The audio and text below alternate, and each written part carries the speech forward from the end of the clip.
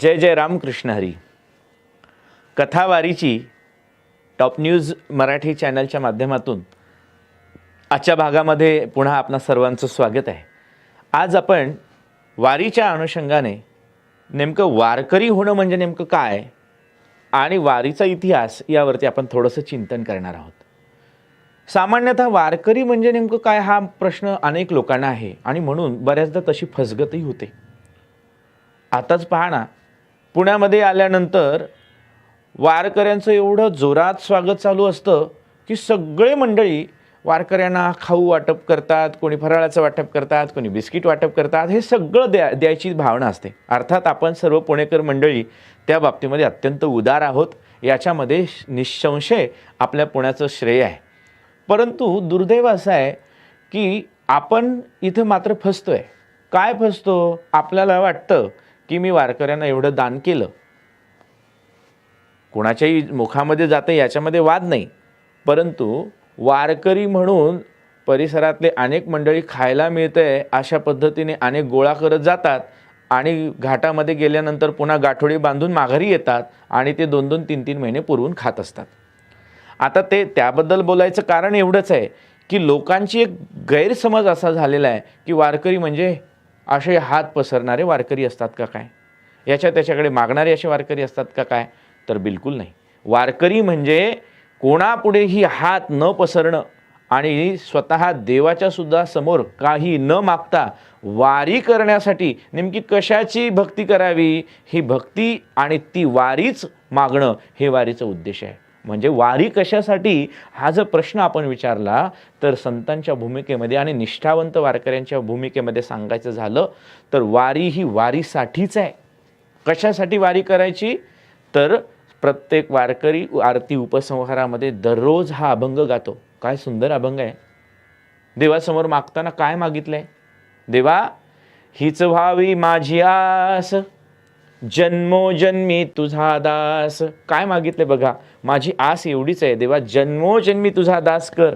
आणि पुढचं वाक्य फार सुंदर आहे, पंढरीचा वारकरी वारी चुकूने दे हरी. हे देवा मी पंढरीचा वारकरी आहे आणि माझी वारी चुकू देऊ नको, एवढंच मला दे.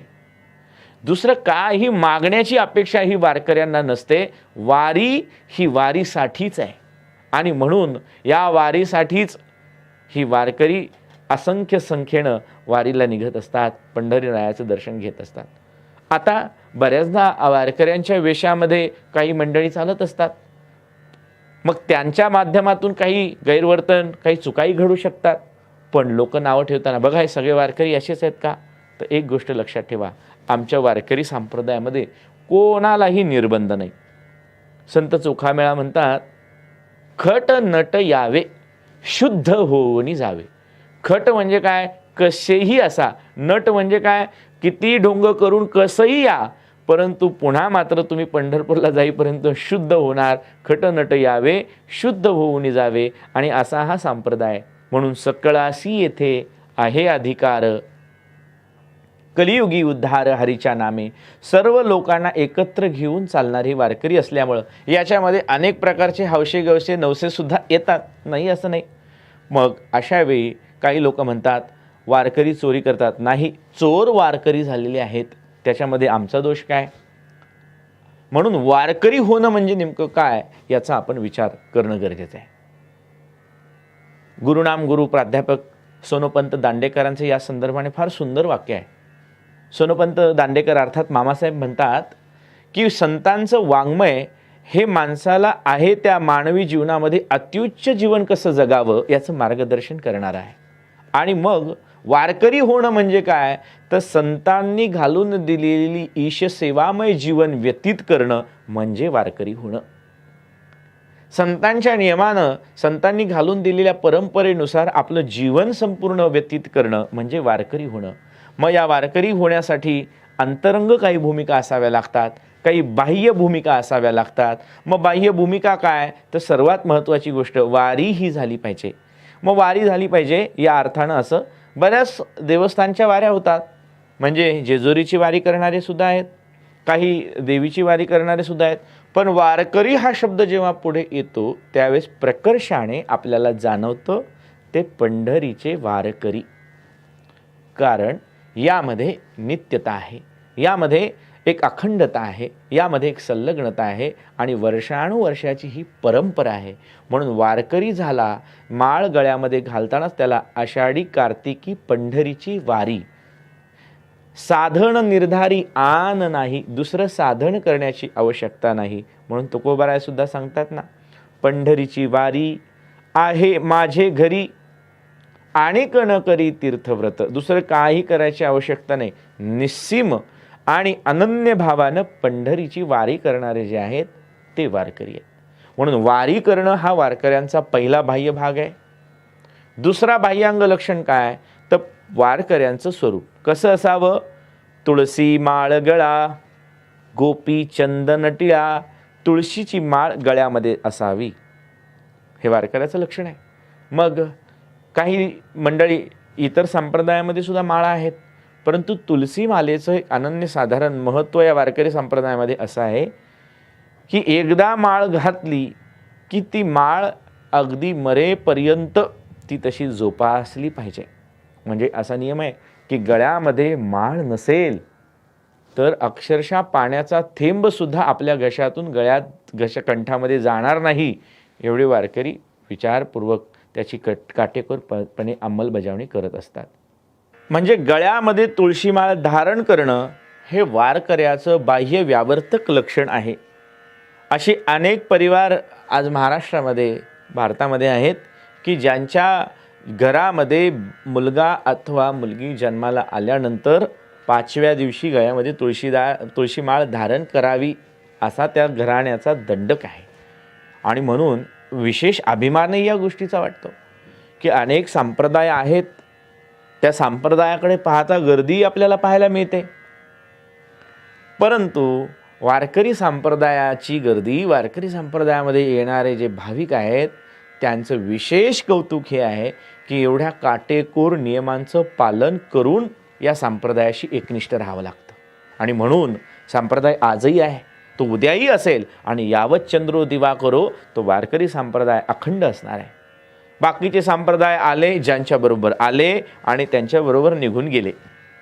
पण या वारकरी विचारांची जर परंपरा आम्ही पाहिली तर या वारकरी संप्रदायामध्ये असणारे हे जे काही लक्षणं आहेत यांचा विचार करत असताना, या काटेकोर नियमांचं पालन करत असताना गळ्यामध्ये तुळशीमाळ असली पाहिजे, हा एक वारकऱ्यांचा दुसरा बाह्य लक्षणाचा विचार आहे. आणि मग त्याच्याबरोबरीनं कपाळाला गोपीचंदन टिळा असला पाहिजे, हा वारकरी संप्रदायाच्या वारकऱ्यांचा असणारा बाह्य वेश आहे. पण एवढ्यावरती वारकरी आपण जर गृहीत धरला तर ते वारकऱ्याचं पूर्ण लक्षण होऊ शकत नाही. कारण वारकरी जसा बाह्यांगानं वारकरी असावा तसा तो अंतरंगानं सुद्धा वारकरी असला पाहिजे. दुर्दैव असं आहे की काही शहरामध्ये आम्ही पाहतो तर वारकऱ्यांचा वेश घालून हात पसरत फिरणारे लोक पाहतात आणि लोक आम्हालाच विचारतात, का हो ते वारकरी म्हणजे तेच का, पताका घेऊन गळ्यामध्ये टाळ घेऊन असे भिक्षा मागत असतात, भीक मागत असतात, ते वारकरी का? तर नाही. वारकरी म्हणजे काय, तर या वारकऱ्यांचा एकच निश्चय हा आहे की काही झालं तरी चालेल, परंतु भगवंताशी अनन्य भावानं एकरूप होणं आणि त्या वारीविषयी, वारकऱ्याविषयी असणारा भाव म्हणत असताना संतश्रेष्ठ नाथ महाराजांनी सुंदर वर्णन केलं आहे. हृदयी कळवळा वैष्णवांचा, हृदयामध्ये कळवळा असणं हा असणारा वारकरी संप्रदायाचा आणि वारकऱ्यांचा विशेष गुण आहे. आणि मग जो जो भेटे, जे जे भेटे भूत, ते ते मानिजे भगवंत, हा भक्तियोग निश्चित जाण माझा. संत ज्ञानेश्वर महाराज भगवंताच्या मुखामध्ये ही ओवी घालतात, जे जे भेटे भूत, आणि मग जे भेटेल त्या ठिकाणी विष्णुमय जग, वैष्णवांचा धर्म, भेदाभेद भ्रम अमंगळ असा हा वैष्णव याचा हा धर्म आहे. आणि म्हणून तो वारकरी असताना, वारकरी व्हावा असं वाटत असेल तर त्याच्यासाठी करुणा अंतःकरणामध्ये असावी, सर्वांच्या विषयी करुणाभाव असावा, कळवळा असावा, संप्रदायाविषयी संत विचारांविषयी पराकोटीची निष्ठा असावी. आणि हे विश्वची माझे घर, ऐसी मती जयाची स्थिर, किंबहुना चराचर आपणची जाहला, या भूमिकेमध्ये आपल्याला असं कुठेतरी स्थिर होता येईल का, या दृष्टीने प्रवास करणं म्हणजे वारकरी होणं. आता हा वारकरी या शब्दाचा आपण किंवा वारकरी या तत्वाचा अंतरंग आणि बाह्यांग आपण विचार केला. आता ही वारी नेमकी कधी सुरू झाली, कशी सुरू झाली याचा आपण विचार करूयात. म्हणजे वारीचा इतिहास जर आपण पाहिला तर वारकरी संप्रदायाची परंपरा सांगताना संत श्रेष्ठ तुकोबारायांनी सुंदर अभंग रचना केली आणि त्यामध्ये या वारकरी संप्रदायाच्या विचार परंपरेची इमारत कशी उभी राहिली त्याचं वर्णन आहे. संत कृपा झाली इमारत फळाली, ज्ञानदेवे रचिला पाया, उभारिले देवालया, नामातयाचा किंकर, जेणे केला हा विस्तार. जनार्दन एकनाथ खांब दिला भागवत, तुका झाला से कळस, भजन करा सावकाश. याच अभंगाला तुकोबारायांच्या सत्शिष्या बहिणाबाईंनी पुढे पुष्टी दिली आणि त्या म्हणतात, बहिणी फडकती ध्वजा, निरूपणा केले ओजा, संत कृपा झाली इमारत फळाली.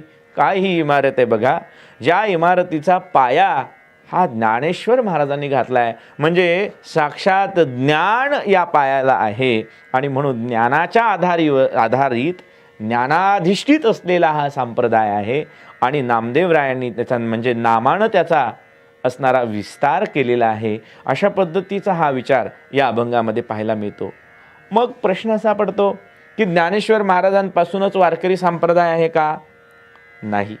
वारकरी संप्रदायाचा विचार, पंढरी दैवताचा विचार ज्ञानेश्वर महाराजांच्याही अगोदर हजारो वर्षांपासून आपल्याला पाहायला मिळतो. कारण हा पंढरीचा पांडुरंग नेमका आहे आला कसा याच्यावरती वर्णन करताना सर्व संतांनी याला पुरावा दिला, सर्व संतांनी याला मान्य केलं की तया पुंडलिके बहुबरे केले, निदान आणिले पंढरीये. पुंडलिक स्वामींची, पुंडलिक भक्त राजाची असणारी कृपा आणि म्हणून पंढरीचा पांडुरंग त्या ठिकाणी विटेवरती उभा. मग पुंडलिकापासून किंबहुना त्याच्याही अगोदर पंढरपूर असणारं तीर्थक्षेत्र आहे आणि पंढरपुराला या दोन यात्रा त्याही अगोदरपासून भरत, आषाढी आणि कार्तिकी. त्याच्या बरोबरीनं मग अजून दोन उपयात्राही आहेत. जशी पंढरपूरची वारी ही दर महिन्याला वारी करणारे आहेत. मग त्यातल्या त्या चार वाऱ्या अजून विशेषत्वानं प्राधान्यानं, त्या कोणत्या? तर माघी वारी, चैती वारी आणि आषाढी कार्तिकी. त्यातही पुन्हा महत्त्वाची कोणती? तर आषाढी आणि कार्तिकी. आणि त्यातही ज्याला या दोनही जमत नाही त्यानं आषाढीची वारी करावी असा हा वारकरी संप्रदायाचा नियम आहे. मग अशा वारीची ही परंपरा अगदी पुंडलिकांपासून सुरू असलेली वारी, मग संत ज्ञानेश्वर महाराजांनी या संप्रदायाला एक विशिष्ट आणि तर्कशुद्ध अशी एक बैठक निर्माण करून दिली आणि म्हणून आपण म्हणतो ज्ञानदेवे रचिला पाया. तर वारीची परंपरा ही ज्ञानेश्वर महाराजांच्याही अगोदर होती हे आपल्याला पाहायला मिळतं. म्हणजे अनादी कालापासून चालू असलेली ही वारीची परंपरा, मात्र संत ज्ञानेश्वर महाराजांनी त्याला काय केलं? माझ्या जीवीची आवडी पंढरपुरा नेईन गुढी, पांडुरंगी मन रंगले, पांडुरंगी मन रंगले. ज्ञानेश्वर महाराजांनी मात्र ही गुढी, वारीची पताका पंढरपूरला नेण्यासाठी एक वेगळा विशेष प्रयत्न केला आणि त्याचं कारणही सांगितलं. का न्यायचं वारी, का जायचं वारीला? तर ज्ञानेश्वर महाराजांची प्रतिज्ञा आहे. कुणासाठी अवतार आहे किंवा ज्ञानेश्वर महाराजांनी कुणासाठी प्रयत्न केले? तर सरळ आहे, किंबहुना सर्व सुखी पूर्ण होवोनी तिन्ही लोकी, या तिन्ही लोकांमध्ये सर्व सुखी व्हावं असं वाटत असेल तर मग अवघाची संसार सुखाचा करीन, आनंदे भरीन तिन्ही लोके. या तिन्ही लोकांमध्ये आनंद जर निर्माण करायचा असेल तर काय करावं लागेल? ज्ञानेश्वर महाराजांनीच त्याचा पर्याय सांगितला. जाईन गे माये तया पंढरपुरा, भेटेन माहेरा आपुलिया. अशा पद्धतीने ज्ञानेश्वर महाराजांनी वारीच्या स्वरूपामध्ये पंढरपूरच्या दिशेनं असंख्य भाविकांना घेऊन चला पंढरीशी जाऊ, बाप रखुमा देवीवरा पाहू असं म्हणून सर्वांना हाताला धरून आपल्या समवेत वारीला घेऊन गेले आणि वारीची परंपरा सुरू झाली. मग त्या पुढच्या कालखंडामध्ये संत नामदेव महाराज आदी सर्व संत, जे संत गोरोबा काका असतील, संत जनाबाई आहेत, ह्या सर्व मंडळींचं पंढरीच्या क्षेत्रामध्ये वास्तव्य आहे. मग अशा सर्व मंडळींनी त्या ठिकाणी वारीमध्ये सहभागी व्हावं आणि पांडुरंगाचा आनंद उत्सव त्या ठिकाणी साजरा करावा. हळूहळू करता करता पंढरीच्या वारीला प्रेमळ आणि जीवाभावाच्या सर्व संत मंडळींच्या स्नेहमेळ्याचं स्वरूप प्राप्त झालं. आणि मग अशी ही वारी परंपरेनं आजपर्यंत सुरू आहे. आणि त्या वारीमध्ये संत तुकोबारायांनी या वारीच्या या सुंदर रूपाचं वर्णन केलेलं आहे. काय होतं वारीमध्ये? तर खेळ मांडियेला वाळवंटी घाई, नाचती वैष्णव भाई रे. वर्ण अभिमान विसरली याती, वर्ण अभिमान विसरली याती, एक एका लोटांगणी जाती. निर्मळ चित्ते झाली नवनीते, पाषाणा पाझर फुटती रे. खेळ मांडीला वाळवंटी घाई, नाचती वैष्णव भाई रे. असे नाचत आनंदाने उड्या मारत माऊलींचा जयघोष करत, पंढरीनाथाचा जयघोष करत हे वारकरी पंढरीला निघालेले आहेत. आपण सुद्धा दररोज टॉप न्यूजच्या माध्यमातून या वारीचे अंतरंग उलगडत असताना कथा वारीची या भागामध्ये पुन्हा उद्या भेटूयात. तोपर्यंत सर्वांना जय जय रामकृष्ण हरी.